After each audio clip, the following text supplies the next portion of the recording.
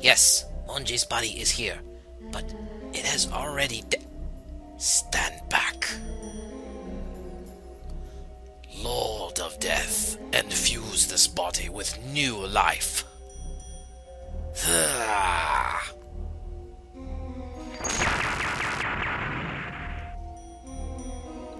Who seeks to awaken me?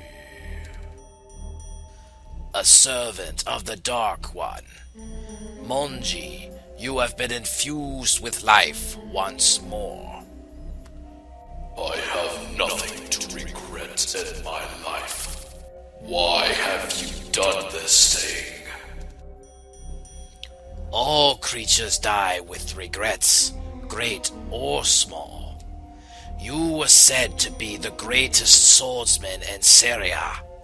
You left this world without proving yourself the best.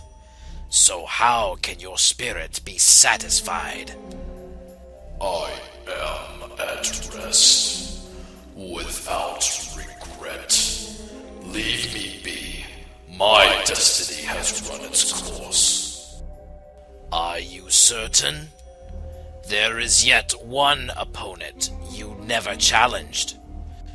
Toshu, the one whom I love the most, and who I must most fear. If only I were able to cross blades with him as a man once. But that is a dark thought. I dare not think it. That's precisely right. Nurture that dark desire once I revive you as a zombie. Hello everybody, how are you this fine day? This is Arclay84, and welcome back, finally, after a pretty long hiatus, longer than what I had intended for it to be, to a new episode of Let's Play Arc the Lad 2. I do deeply apologize for this long wait. It's been way too long, but I'm finally back. I got this thing going. Okay, basically, let me get this out of the way first off. This is actually I guess you could say, a revised, well, revised nothing. This is a complete do-over of the commentary that, over what I, previously provided, from about, a few months back, when I last, made this footage, originally. The reason why is, it has something to do with what my original plan for this episode was, until after discussing it with some of my friends, I have decided to, instead of having the voiceovers, which I was planning on, my original plan was to do some of the cutscenes throughout this episode here. I was going to have voiceovers done with me and other people, you know, just for effect, because I thought they'd be kind of fun to do a little bit more than since I did some in the past. Well, basically, while I was waiting on trying to get everybody's lines together, you know, what can we say? People got busy, and life gets in the way. It happens.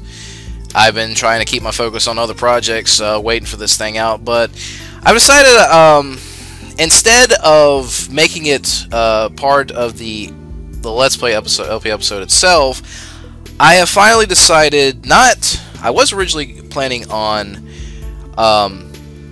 just gonna forego the voiceover idea and just, you know, go like normal, but there was people that really wanted to do this. So what I've decided to do instead is, I guess you could say, I'm gonna set aside a separate video, maybe like some bonus footage, something extra for later on down the road, once we finally get to it. And the scenes I had planned in doing voice work over, I will do. But we will actually do. We just got to set a date to get everything together, get all the lines done, record what have you, and we're just going to make that a separate video. So with that said, meanwhile, with that, what I had originally done in my last recording of the commentary, basically, I did some of the voices for some of the characters I do, because, you know, I like to speak out dialogue just for fun. I mean, it's what I do. It's what you've always known me for doing throughout, you know, this Let's Play and others I've done in the past. Well, what I had done also was try to leave room for, you know, others to be able to speak out, and I tried to, you know, give them time to try to leave a lengthy amount of time to try to fit the audio clips in and try to get it all synced, if you follow. So that was my, like I said, that was my original plan, but after discussing it and thinking about it, this is why I decided to just put the voicing aside for a future video, basically. Because, I mean, it has been too long. This project has been going on for quite a long time. It is a long game. I've said it before in the past. This is quite a long game. I think this is, I want to say that Arc the Lad 2 is the longest one of the trilogy of the Arc the Lad collection. Even longer than 3, even though 3 is 2 discs long, while this is only 1, even though it's amazing how much 1 can be crammed into 1 disc for a PlayStation 1 game of its time. I'm sure now with the discs that we have, the CDs that we have today, I mean, it's no problem cramming so much in 1 disc, but back then, it was a big deal. Lots of RPGs, of course, couldn't be done on 1 disc. Some required 2, some required 3, and very few I've seen even went as far as 4 discs. One big example there, Legend of Dragoon. That practically took 4 discs to do it. Final Fantasy VII, 3. I think same deal with 8. But you get the idea. But anyways, I'm rambling on. I do apologize. Let's get to what's going on here. Okay. So basically, as it's playing out so far for this episode, let's see, what happened previously? Forgive me, it's been a long while back. Did a lot of side questing. We've pretty much, I believe we, at this point, if you're watching this, I think we've covered almost every single side quest. At least I have it as of this Let's Play. For those that are following along, if you're also playing this game at home, if you've been following this guide thus far in order, you should have at least gotten every single one monster captured and almost every single guild job quest done, except for maybe 2 or 3 at this point, because there is still some left, but not much more to go. So it's mostly the story left that we have to cover. So, okay, story-wise. We've covered about almost every single area we could thus far as what Andel and the generals and what the forces of Mali have been trying to do around the world. Well, we've now switched gears to come back to Syria, because there's still the matter of the Martyr Tower here to deal with. Well, getting back in obviously won't be that easy, and then of course there's the hidden cutscene that hints at another character that's being introduced, which happens to be Toshu's father, Mongji, which that's going to come up pretty much around at this point. So not knowing how to go about planning the next move for Ark and the gang yet, they decide to take a trip to Palencia and head downtown and try to get some information. Well, what better way to get information than at a bar? Because that's how a lot of RPGs tend to work. You get a lot of information in bars. That's just how it is. So, Here, Toshu finally learns that apparently someone from his past, Mongji, is back in town. And this is a really big shocker because he's supposed to be dead. And as you can clearly tell from that cutscene earlier here, he's been brought back to life as a zombie.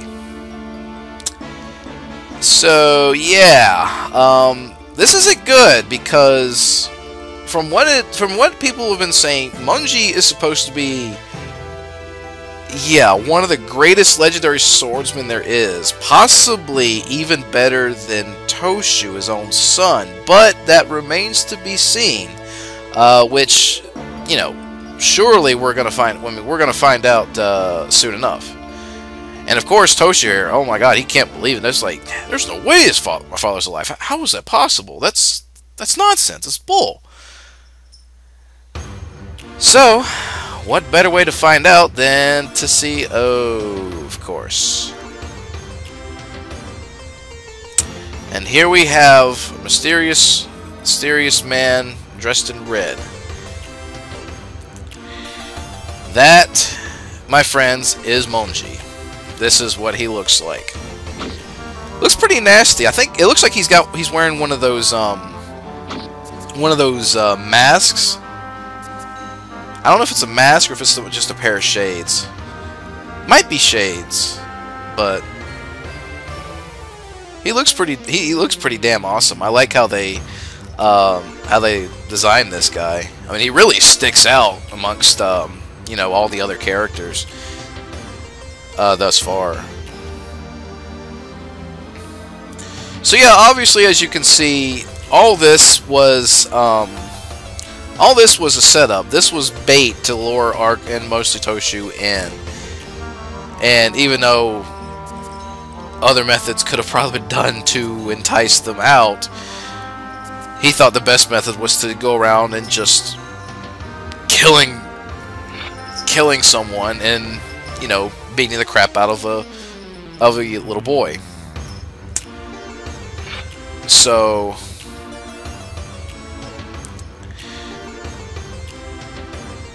he wants to fight him, but oh my God!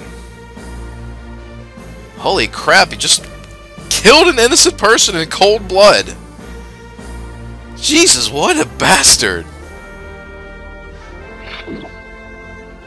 Oh!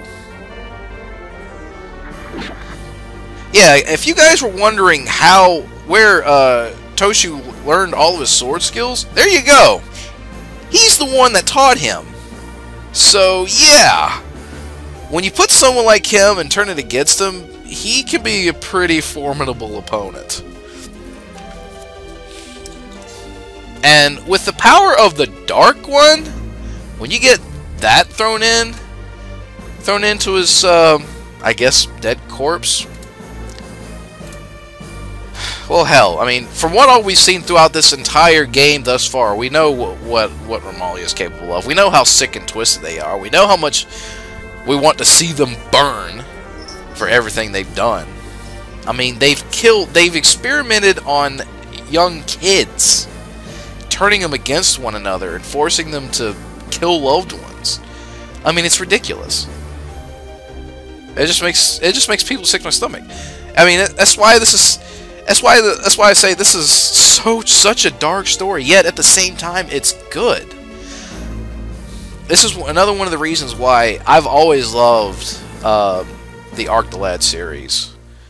Because of how good the story is, how the gameplay is. It's somewhat unique. You know, seeing how it's a combination of RPG and strategic. Especially with the way, you know, the battle system works and everything. Because not many other games, if any other games, act around the same way. There might be, I just can't think of any names off the top of my head at the moment. But be that as it may. Excuse me. Had to get a bit of Pepsi in me. So Toshu gets knocked out. Wasn't expecting that move. Messes him up pretty bad. So, yeah, he's not taking this too well. He's not about to just, you know, lie down there and rest. No, that's not what he does. He's too stubborn for that. So, since nobody is willing to, you know, go out and strike now, he's like, you know what, screw you guys. If you won't do something about this, I'll go myself. I don't care. I'm gonna settle the score. So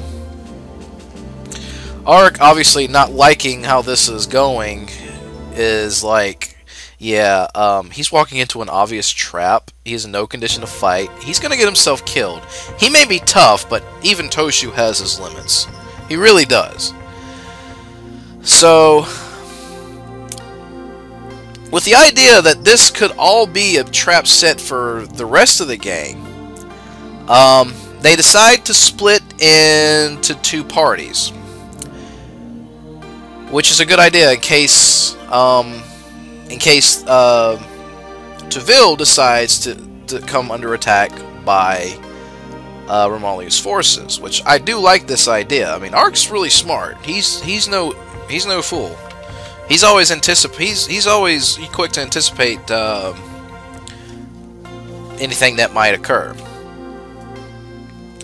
So at this point of the game, this is where you have to choose who you're going to take to go after Toshu in the tower, since that is where the battle will be taking place. So choose well, because this is the party you're going to be sticking with for quite a little while, and you won't be able to change again until after the event is over. And there goes Toshu. Decided to go ahead and just take leaf speed and just go on ahead.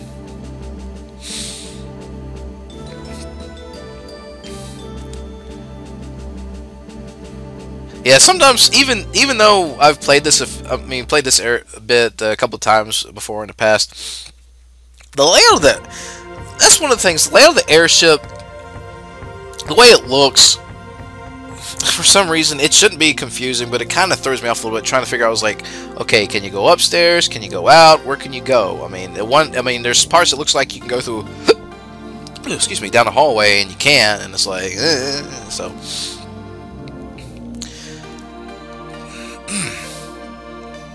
Gosh, it's been quite a while. I'm really glad I'm finally getting back around to get this going, because I've actually, truth be told, as of this recording, I have actually done other episodes ahead of time. So just to give you a quick heads up, there are some other episodes complete that I've done from a few months back. So I've got some material ready. I've had it ready. It's just this episode right here that's been kind of holding things back, and I've been trying to be patient to try to see what I can do as far as, well, what my original plan was. So look forward to that before I actually have to go back and, you know, get back into the swing of things and, you know, get some more material done for you guys.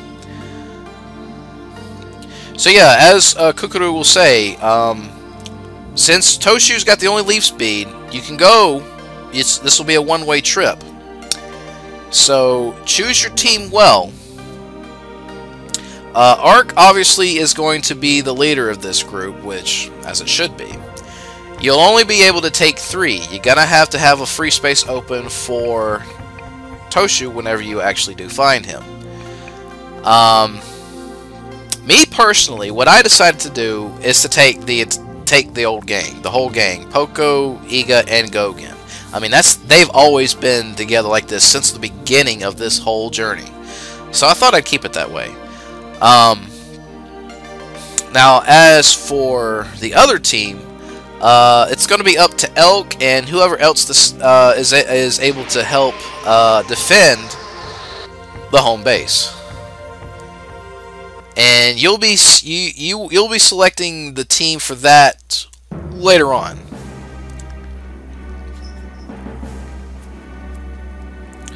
So prepare yourself well before you do this next event here, going through this next dungeon. It's the tower, unlike the last time that you went through it before as just Elk and Poco. Those were pretty much just going through basement floors. There wasn't much done. Now the tower is pretty much fully complete, and there's tons more floors to explore.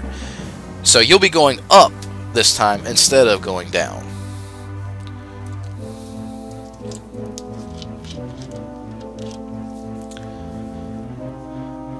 And it appears that even though Mongji is somewhat possessed by the forces of the Dark One, he still kind of sort of acts on his own terms. He doesn't really follow orders too well. That's not something he's accustomed to doing. He does things his own way, and not even someone like Andel would try to order him around.